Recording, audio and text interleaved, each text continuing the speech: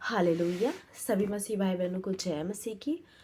खुदावन में आप सभी को शालोम कहती हूँ। आज के दिन के लिए खुदा का धन्यवाद करती हूँ। आज बाइबल रीडिंग सीरीज में डे जो है 64 डे है और इसमें हम आज पढ़ेंगे मरकुस की पुस्तक 9 अध्याय का 30 वचन से 30 से पढ़ेंगे 50 और पुराने नियम की पुस्तक पढ़ेंगे गिनती की पुस्तक 34 और 34 से 36 अध्याय।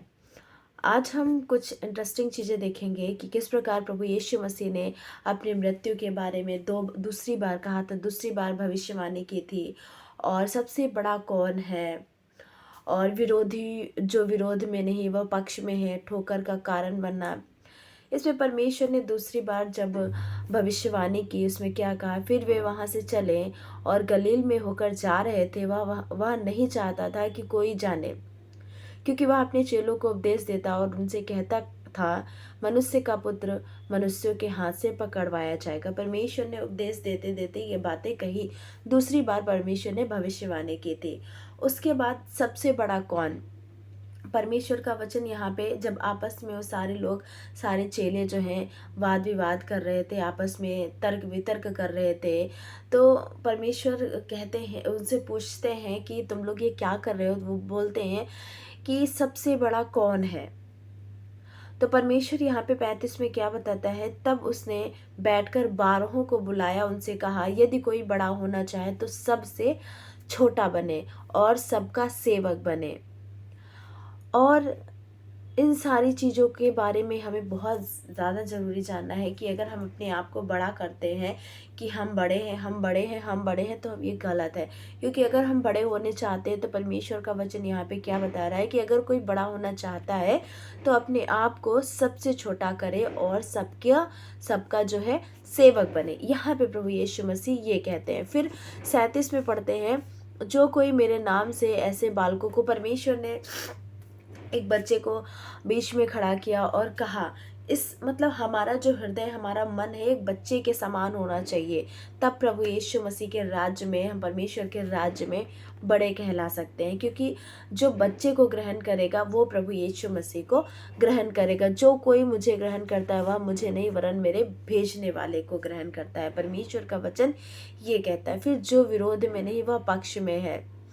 तब यूहन्ना ने उनसे कहा, हे गुरु, हमने एक मनुष्य को तेरे नाम से, यहाँ पे एक मनुष्य होता है जो प्रभु यीशु मसीह के नाम से दुष्ट आत्माओं को निकाल रहा होता है, चंगाई दे रहा होता है। तब उनसे सारे लोग आके बोलते हैं कि गुरु, हमने देखा है कि वो आपके नाम से लोगों को चंगाई दे रहा है, लोग शिफा पा रहे हैं, लोग चंगे हो जा रहे हैं। तब परमेश्वर यहाँ पे कहते हैं कि जो मेरे विरोध में नहीं वो मेरे पक्ष में है। वो मतलब वो बताते हैं ना कि वो हमारे साथ नहीं रहता है, लेकिन फिर भी वो आपके नाम से सारे काम कर रहा है। तो यहाँ पे परमेश्वर का वचन कहता है, 39 में हम पढ़ेंगे, यीशु ने कहा, उसे मना मत करो। वो लोग बोले कि हम इसे हटा दें यहाँ से, इसे बंद करें, इसे मना करें कि ये सारी चीज़ों को ना करें। यीशु ने उनसे कहा, उसे मना मत करो, क्योंकि ऐसा कोई नहीं जो मेरे नाम से सामर्थ का काम ना करे। हालेलुया। और जल्दी से मुझे बुरा कह सके। Hallelujah, praise God. परमेश्वर का वचन कहता है कि मीन्स आज हम अगर इस वचन को पढ़ते हैं और हम सुनते हैं और समझते हैं तो परमेश्वर का वचन यहाँ पे कह रहा है कि ऐसा कोई भी नहीं है जो प्रभु के नाम से सामर्थ्य के काम ना करे। फिर आगे हम पढ़ेंगे, ठोकर का कारण बनना। हमें किसी का भी ठोकर का कारण नहीं बनना है। प्रभु यीशु मसीह कहते हैं, जो कोई इन छोटों में से जो मुझ पर विश्वास करते हैं किसी को ठोकर खिलाए तो वह उसके लिए भला यह है कि बड़ी चक्की का पाट उसके गले में लटकाया जाए और वह समुद्र में डाल दिया जाए। यदि तेरा हाथ तुझे ठोकर खिलाए तो उसे काट दे, या तेरी आंख तुझे ठोकर खिलाए तो उसे निकाल दे, या तेरा पाँव तुझे ठोकर खिलाए तो उससे काट दे। इन सारी चीज़ों के बारे में परमेश्वर बताते हैं। उसके बाद 49 में हम पढ़ेंगे, क्योंकि हर एक जन आग से नमकीन किया जाएगा। नमक अच्छा है, पर यदि नमक का स्वाद जाता रहे तो अपने आप में नमक उसे किस काम का रहेगा, जब उसका नमकीन स्वाद जो है वो निकल जाएगा। तो हमें यहाँ पे हमारा आँख नाक कान निकालने की ज़रूरत नहीं है। जब हमारी आँख स्वच्छ होगी, हम अपने आप को शुद्ध करना, हमें एक बच्चे के समान बनाना है जो निर्दोष और निष्कलंक होता है। एक बच्चे में जो किसी प्रकार की बुरी चीज़ें नहीं होती, बुरी बातें नहीं होती हैं, तो हमें अपने जीवन को ऐसे बनाना, हमें किसी भी रीति से किसी के भी ठोकर खाने का कारण नहीं बनना है कि हमारी वजह से कोई ठोकर खाए, हमारी वजह से कोई परेशानी में जाए। इवन हमारा चाल चलन, हमारा ड्रेसिंग सेंस, हमारा पहनावा भी किसी को ठोकर खाने का कारण ना बने। हमारी वजह से, हमारी बातों से, हमने कभी कभी कुछ भी बोल देना होता है, मुंह खुला और कुछ भी बोल देना, हमें वैसे नहीं, क्या पता हमारी बातों से कोई ठोकर खा जाए, हमारी सोच से, हमारी बहुत सारी चीज़ें ऐसी होती हैं जिनसे हम ठोकर का कारण ठहर सकते हैं। तो हमें बहुत ही सोच समझ के अपने आप को जांचना और परखना है कि हम किसी के ठोकर खाने का कारण तो नहीं बन रहे हैं। और पुराने नियम की पुस्तक हमारे साथ निकाल लेंगे, गिनती की पुस्तक 34 अध्याय। 34 आज गिनती की पुस्तक कंप्लीट हो जाएगी, 34 से 36। इसमें हम पढ़ेंगे कनान देश की सीमाएं, देश बांटने वाले प्रधान, लेवियों का नगर, खूनी के लिए सरल नगर और सलोफात की बेटियों का भाग। ये वो बच्चे थे जिनके बेटा नहीं था और उनके पिता की डेथ हो गई थी।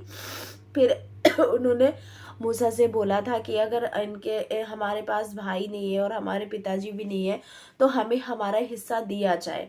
ये वो थे बच्चे। हमारे साथ निकाल लेंगे गिनती की पुस्तक 34 अध्याय, कनान देश की सीमाएं। फिर यहोवा ने मूसा से कहा, इस्राएलियों को यह आज्ञा दे, जो देश तुम्हारा भाग होगा वह तो चारों ओर की सीमा तक का कनान देश है। इसलिए जब तुम कनान देश में पहुंचो तब तुम्हारा दक्षिणी प्रांत सीन नामक जंगल से ले एदोम देश के किनारे किनारे होता हुआ चला जाए और तुम्हारी दक्षिण सीमा खारे ताल के सिरे पर आरंभ होकर पश्चिम की ओर चले। वहां से तुम्हारी सीमा अक्रीबीम नामक चढ़ाई की दक्षिण की ओर पहुंचकर मुड़े और सीन तक आए और कादेश बढ़ने के दक्षिण की ओर निकले और हम हसरदार तक बढ़ के अस्मोन तक पहुँचे। फिर वह सीमा अस्मोन से घूमकर मिस्र के नाले तक पहुँचे और उसका अंत समुद्र तट तक ठहरे। फिर पश्चिमी सीमा महासमुद्र हो, दूसरी पश्चिमी सीमा यही ठहरे। दूसरी उत्तरी सीमा यह है, अर्थात तुम महासमुद्र के इसे पूरी जितनी दक्षिणी सीमा कितनी कहाँ से कहाँ तक है, पश्चिमी, पूर्वी और इस सारी चीज़ों के बारे में परमेश्वर ने यहाँ पे जो कनान देश की सीमा थी, जितना भी लंबा चौड़ा और जितना कनान देश था, सबकी परमेश्वर ने यहाँ पे बताया है। फिर देश बांटने वाले प्रधान कौन कौन से थे। फिर यहोवा ने मूसा से कहा, जो पुरुष तुम लोगों के लिए उस देश को बांटेंगे उनके नाम ये हैं, एलियाजार याजक और नून का पुत्र यहोशू। और देश को बांटने के लिए एक एक गोत्र का एक एक प्रधान ठहराना। हर गोत्र का हर एक प्रधान होगा जो अपने अपने गोत्र के हिसाब से उस देश को बांटेगा। कि जैसे लेवी गोत्र का अलग होगा और दानियों के गोत्र का अलग होगा, जबूलून का गोत्र अलग होगा और क्या बोलते हैं, बिन्यामीन का गोत्र अलग होगा, यहूदा का गोत्र अलग होगा। इन सारे गोत्रों को अपने गोत्र के हिसाब से परमेश्वर ने बोला कि अपने उस देश को बांट ले। फिर 35 में लेवियों का एक अलग से नगर था। फिर यहोवा ने मोआब के अराबा में यरीहो के पास की यरदन तट के नदी के तट पर मूसा से कहा, इजराइलियों को आज्ञा दे कि तुम अपने अपने निज भाग की भूमि में से लेवियों को रहने के लिए नगर देना और नगरों के चारों ओर की चराइयों भी उनको देना। नगर तो उनके रहने के लिए और चराइयाँ उनके गाय बैल और भेड़ बकरी आदि उनके सब पशुओं के लिए होंगी। और नगर की चराइयाँ जिन्हें तुम लेवियों को दोगे वह एक नगर की शहरपनाह से बाहर चारों ओर के 1000। यहाँ पे परमेश्वर ने बोला कि सारे जब गोत्र बट गए तो उन्हीं में से जो था वो लेवियों के लिए था। वो लोग अपने में से, यहाँ पे क्या बोला परमेश्वर ने, यरदन नदी के तट पर मूसा से कहा, इजराइलियों को आज्ञा दे कि तुम अपने अपने निज भाग की भूमि, पहले तो उन सभी का बंटवारा हो गया गोत्र के हिसाब से। उसके बाद फिर अपनी अपनी निज भूमि से उनको देना था। उसके बाद खूनी के सरल स्थान, अगर किसी से मतलब किसी का कत्ल हो जाए या किसी का प्राण किसी से चला जाए, तो उसका जो शरण स्थान होगा वो कहाँ जाके हिफाजत से रह सकता है, उसके लिए परमेश्वर ने एक देश ठहराया। फिर यहोवा ने मूसा से कहा, इस्राएलियों से कह, जब तुम यरदन पार होकर कनान देश में पहुंचो, तब ऐसे नगर ठहराना जहाँ तुम्हारे लिए सरल नगर हो, कि कोई किसी को भूल से मार के खूनी ठहरा हो या भाग जाए। वे नगर तुम्हारे निमित्त पलटा लेने वाले से शरण लेने के काम आएंगे, कि जब तक खूनी न्याय के लिए मंडली के सामने खड़ा ना हो, तब तक वह ना मारा जाए। और शरण के जो नगर तुम दोगे वे 6 हों, 3 नगर तो यरदन के इस पार और 3 कनान देश में देना। सरल नगर इतने ही रहें। ये 6 नगर इजराइलियों के और उनके बीच रहने वाले परदेशियों के लिए भी सरल स्थान ठहरे, कि जो कोई किसी को भूल से मार डाले वह वहीं भाग जाए। पूरे में यही परमेश्वर ने बताया कि अगर किसी से जाने अनजाने में भूले से गलती हो जाए, किसी की हत्या हो जाए, तो प्रभु यीशु मसीह ने ऐसे बोला कि एक नगर तुम सब मिलकर 6 जगह निर्धारित करो। और अगर किसी से ऐसा होता है तो वो बदले में मारा ना जाए। उसका जब तक न्याय ना हो, जब तक उसको न्याय के सामने खड़ा ना किया जाए, तब तक वो उसी नगर में छिपा रहेगा।